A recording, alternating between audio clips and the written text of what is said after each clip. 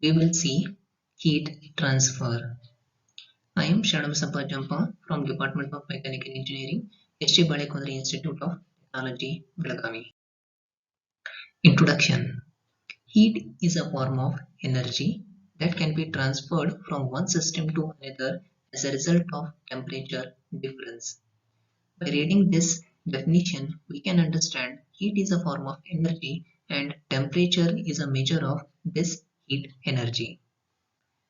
The heat is getting transferred from one body to another by three different mechanisms. Those are called basic modes of heat transfer. First one, conduction, convection, and radiation.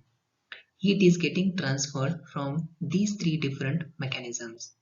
Let us see these three mechanisms one by one in more detail. First one, conduction. The transfer of heat from one part of a substance to another part of the same substance or from one substance to another in physical contact with it without appreciable displacement of molecules forming the substance. The heat is getting transferred in case of conduction when any two bodies are in physical contact with it. In solids, heat is conducted by two mechanisms. First one by lattice vibration and by second transport of free electrons. The transfer of heat by conduction is expressed by Fourier law.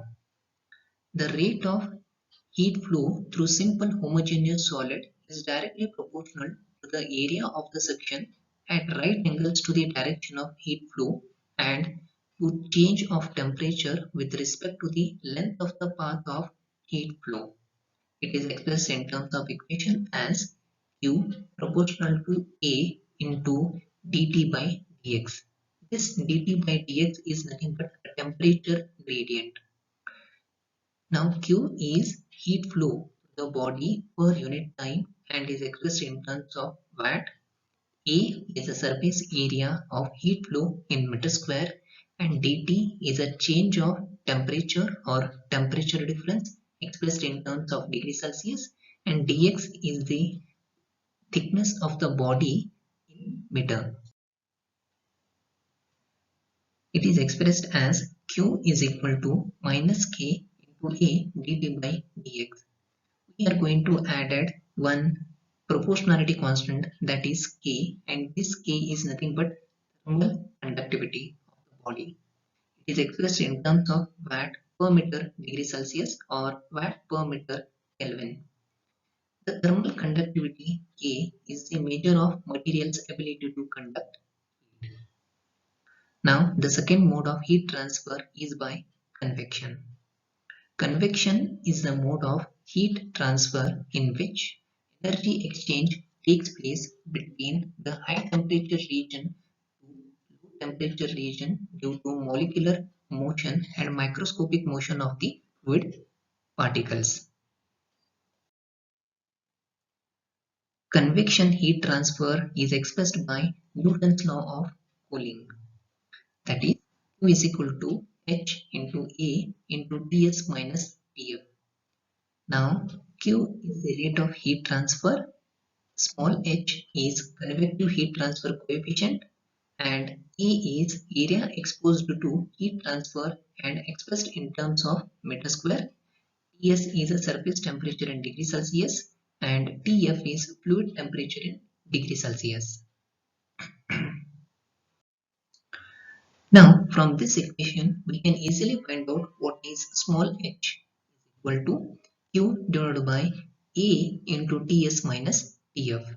This is convective heat transfer coefficient expressed in terms of watt per meter square degree Celsius or watt per meter square Kelvin. The convective heat transfer coefficient H is experimentally determined parameter whose value depends upon all variables influencing convection such as geometry, the nature of the fluid and the properties of the fluid. The convective heat transfer coefficient purely depends upon the geometry of the solid body and the nature of the fluid and the fluid particles. Now the last mode of heat transfer is by radiation. the energy emitted by matter in the form of electromagnetic waves or photons. The transfer of heat by radiation does not require any presence of an intervening medium. The radiation heat transfer is also going to take place in terms of vacuum. The first example, radiation heat transfer is Earth and the Sun. We are going to experience a heat from the Sun in terms of radiation. The maximum rate of radiation that can be emitted from the surface of a temperature T is given by Stephen-Boltzmann law. That is, Q is equal to sigma into A into T raised to 4. Now what is sigma? Sigma is Stephen-Boltzmann constant is 5.67 into 10 raised to minus 8 watt per meter square Kelvin raised to 4. A is area in meter square and the temperature is expressed in terms of Kelvin. Now we studied there are three different basic mechanisms through which heat is getting transferred from one body to another, or in the same body, one part of the body to the another part of the body. So let us solve a simple problem through conduction.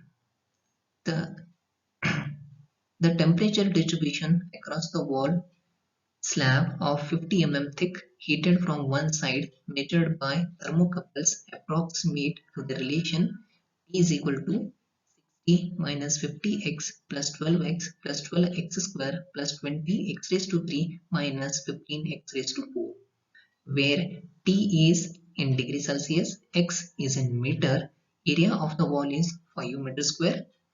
Now we need to calculate heat entering and leaving the slab and energy stored per unit of the wall.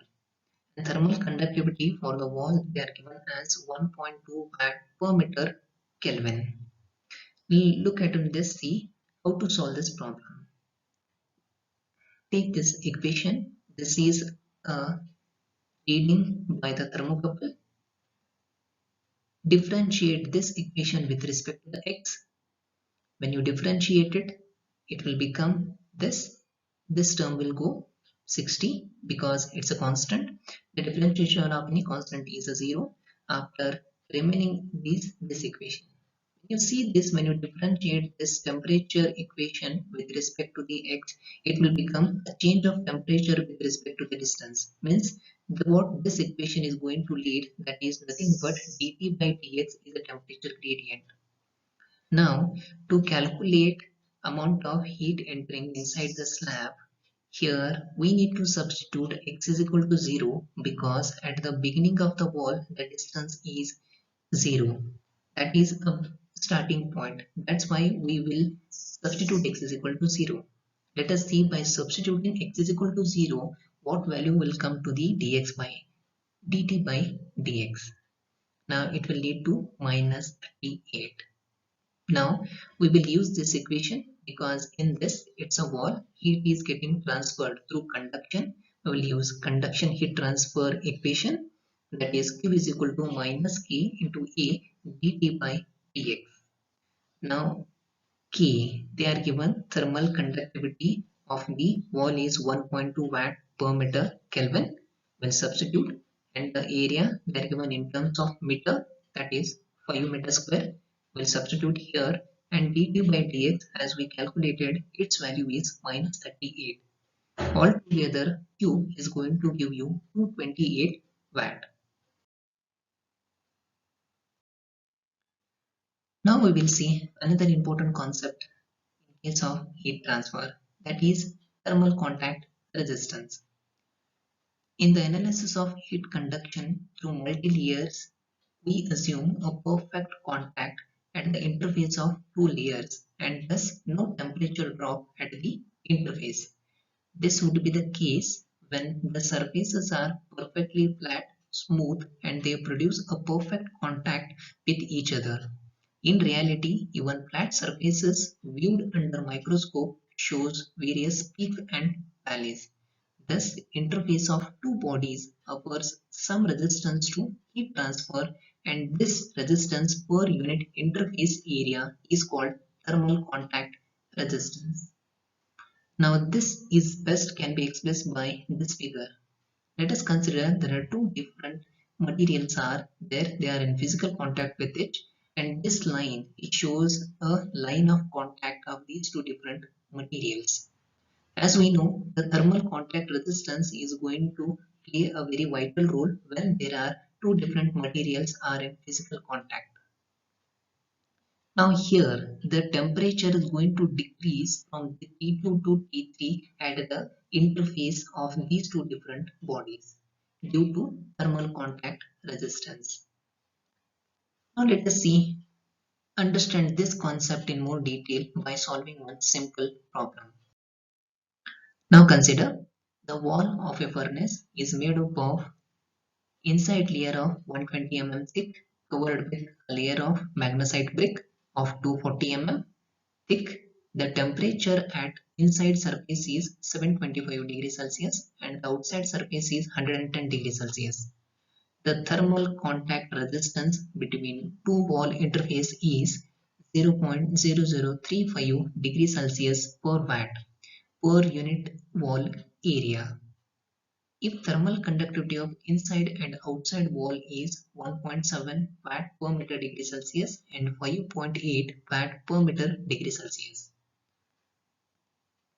Determine rate of heat loss per unit area of wall and temperature drop at the interface. Now we need to calculate two different parameters, that is heat loss per unit area of the wall and temperature drop at the interface. In the sense, to calculate temperature drop at the interface, we need to calculate the value of T2 and the value of T3. Now, now let us look how to solve this. Here heat transfer is going to take place by conduction. So we will make use of conduction heat transfer equation, that is Fourier law of heat conduction. The rate of heat loss per unit area is given by Q by A is equal to T1 minus T2 divided by L1 upon K1 plus R plus L2 by K2. This equation shows you the rate of, this is rate of temperature change with respect to the resistance. The denominator part is going to tell you the resistance upward to this temperature change. Now here the T1 temperature is inside temperature of the wall and T2 it should be T4, it's a outside temperature of the wall. Now if I substitute all the values, 725 minus 110 and 0.12 divided by 1.7.